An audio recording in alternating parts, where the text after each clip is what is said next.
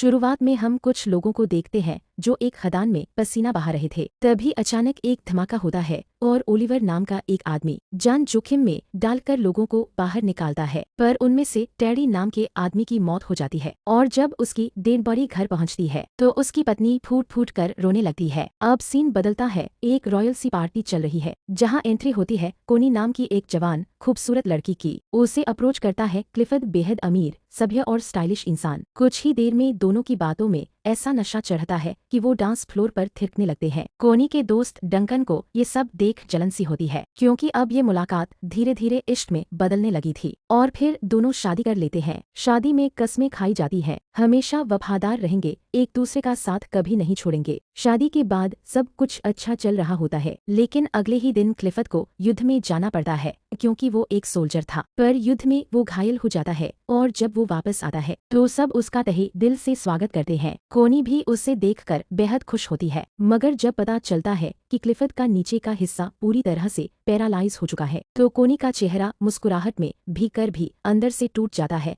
क्योंकि क्लिफर्ड की मशीन काम करना बंद कर देती है। क्लिफर्ड सबको थैंक यू कहता है और अंदर आ जाता है। वहीं कोनी बाहर से तो हंस रही होती है, पर अंदर से उसकी दुनिया सूनी हो जाती है। कभी उसने सोचा भी नहीं था कि उसकी जिंदगी में ऐसा मोड़ आएगा। क्लिफर्ड अपनी हालत से इतना टूट जाता है कि खुद को मारने की कोशिश करता है, लेकिन कोनी उसे रोक लेती है। वो उसे भरोसा दिलाती है कि वो हमेशा उसके साथ रहेगी। अब कहानी शिफ्ट होती है ओलिवर की ओर। वो अपनी मंगेतर को लेटर लिख रहा होता है। इस बार वह खदान में नहीं बल्कि जंग के मैदान में है। कुछ दिनों बाद जब ओलिवर छुट्टी लेकर घर आता है तो देखता है कि उसकी मंगेतर किसी और मर्द की बाहों में कूद कूद के झूल रही है। वो बिना कुछ बोले चुपचाप वहां से चला जाता है। फिर एक दिन ओलिवर क्लिफर्ड से नौकरी मांगने आता है। बातों बातों में क्लिफर्ड को पता चलता है कि ओलिवर भी उसी जंग में उसके अंडर काम कर चुका है। वो इम्प्रेस हो जाता है और उसे पक्षियों की देखभाल का काम दे देता है। अब क्लिफर्ड व्हीलचेयर के लिए एक गाड़ी खरीदता है। उसे उसमें घूमते हुए ऐसा लगता है मानो उसके पैर लौट आए हों। एक दिन वो कोनी के साथ ओलिवर के पास जाता है, जो जंगल में बने एक छोटे से कॉटेज में रहता है। यही कोनी पहली बार ओलिवर को देखती है। उसकी आंखों में एक अलग सी आग होती है और कोनी के भीतर एक अलग आग जलने लगती है। वापसी में कोनी उसे हल्का सा इशारा देती है, पर ओलिवर अनजान बन जाता है। अगले दिन एक मेड कोनी से कहती है और ओलिवर अपनी कॉटेज की चाबी मांग रहा है, तो कोनी खुद ही वो चाबी देने जाती है। पर जब वो पहुंचती है तो ओलिवर उससे काफी रूखा व्यवहार करता है। कहता है कि आपको इतनी तकलीफ उठाने की जरूरत नहीं थी। कोनी को उसका ये बर्ताव नागवार गुजरता है और वो गुस्से में वहां से चली जाती है। अगले दिन ओलिवर उसे एक लेटर लिखता है अपने व्यवहार के लिए माफी मांगते हुए। इसके बाद कोनी दोबारा जाती है उसके पास, जहाँ ओलिवर अपनी शर्ट उतारकर पसीने से भीगा हुआ काम कर रहा होता है। कोनी उसकी कसी हुई मांसपेशियों को देखती है और उसके अंदर भी गजब की हलचल मच जाती है। वो खुद को रोक नहीं पाती, ओलिवर की तरफ खींचती चली जाती है, मानो अंदर से कोई कह रहा हो अब तो घपाघप होना ही है। पर तभी ओलिवर उसे देख लेता है और शर्ट वापस पहन लेता है, क्योंकि वो कोनी की इज्जत करता है। कोनी को वो जगह बहुत पसंद आती है। वो कहती है मैं यहाँ हर रोज पेंटिंग करने आऊंगी। ओलिवर कहता है मैं ये जगह आपके लिए साफ कर दूंगा और खुद कहीं और चला जाऊंगा। कोनी कहती है तुम इतनी दूर क्यों भागते हो? ओलिवर चुप। कोनी नाराज होकर जाने लगती है। तभी बारिश शुरू हो जाती है और वो दोनों कॉटेज में ही रुक जाते हैं। आग जलती है और साथ ही जलते हैं दोनों के मन में छुपे जज्बात। पर ओलिवर खुद को दूर करता है, क्योंकि वो डरता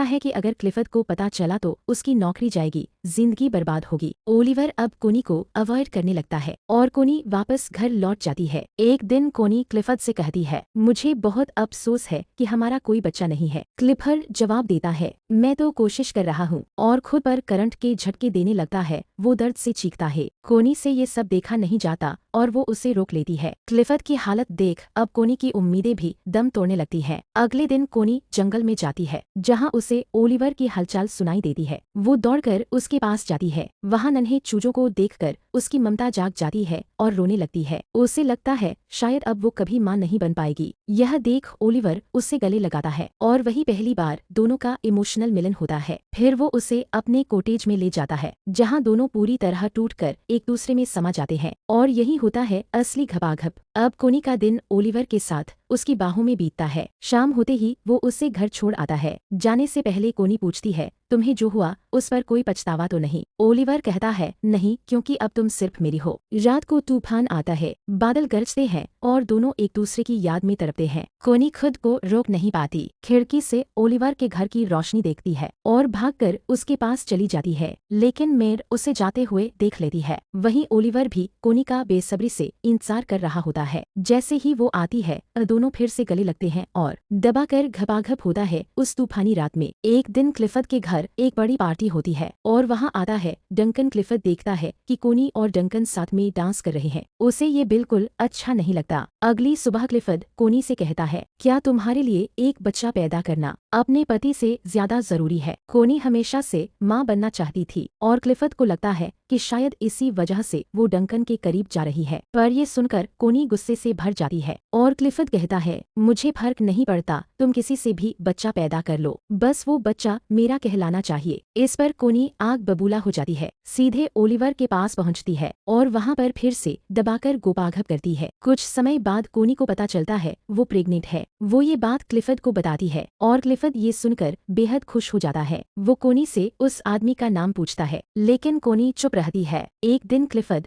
ओलिवर से मिलने उसके पास जाता है और कोनी को भी अपने साथ चलने को कहता है। तभी ओलिवर पीछे से आता है और कोनी को जकड़कर जोर से किस करने लगता है, जैसे सब कुछ अब खोने से पहले आखिरी बार जी लेना चाहता हो। पर क्लिफर्ड की गाड़ी कीचड़ में फंस चुकी होती है, जिससे क्लिफर्ड ओलिवर को आवाज देता है। वही अब क्लिफर्ड की गाड़ी को धक्का देने लगता है, पर ये सब करते हुए वो खांसने लगता है, क्योंकि सालों तक खदान में काम करने से उसके फेफड़े बर्बाद हो चुके हैं। कोनी चिल्लाती है, उसे रोक दो वरना मर जाएगा, पर क्लिफर्ड चुप रहता है। उसकी आंखों में नफरत भरी होती है। ओलिवर खांसते हुए बुरी हालत में गाड़ी निकालता है और वहां से चला जाता है। थोड़ी देर बाद कोनी उसके पास जाती है। ओलिवर गुस्से में होता है, कहता है, मैंने 12 साल तुम्हारी खदानों में झोंक दिए, फेफड़े खराब कर लिए, फिर भी मुझे जंग में भेज दिया गया। मेरी जिंदगी तुम्हारे जैसी नहीं है। तुम अब अपने पति के पास वापस चली जाओ। अब कहानी में ट्विस्ट आता है। कोनी की मेयर मिस बॉल्टन ओलिवर के कॉटेज में जाती है और वहाँ उसे कोनी की डायरी मिलती है। डायरी से उसे सब समझ आ जाता है कि कोनी के पेट में पलने वाला बच्चा ओलिवर का है। इसी खुशी में क्लिफर्ड एक और पार्टी रखता है। तभी मिस बॉल्टन आती है और क्लिफर्ड से कहती है, उस बच्चे का बाप ओलिवर है। जब कोनी क्लिफर्ड से मिलती है तो वो बुरी तरह नाराज होता है। अब कोनी मिस बॉल्टन के पास जाती है और पूछती है, तुम्हें किसने बताया? मिस बॉल्टन कहती है, मुझे किसी ने कुछ नहीं बताया। कोनी को शक होता है कि शायद ओलिवर ने बता दिया, पर मिस बॉल्टन साफ करती है उसने कुछ नहीं कहा। अब कोनी रोने लगती है और कहती है, मैं उससे बहुत प्यार करती हूँ। मिस बॉल्टन माफी मांगती है और कहती है, जल्दी जाओ, तुम्हारा पति उसे मार सकता है। ये सुनते ही कोनी भागती है ओलिवर के आउटहाउस की ओर, पर वहाँ पहुंचकर देखती है कोई नहीं है। वो रोने लगती है, पर तभी ओलिवर आता है और उसे गले लगा लेता है। इसके बाद कोनी क्लिफर्ड के पास जाती है और उससे तलाक मांगती है। क्लिफर्ड मना कर देता है और कहता है,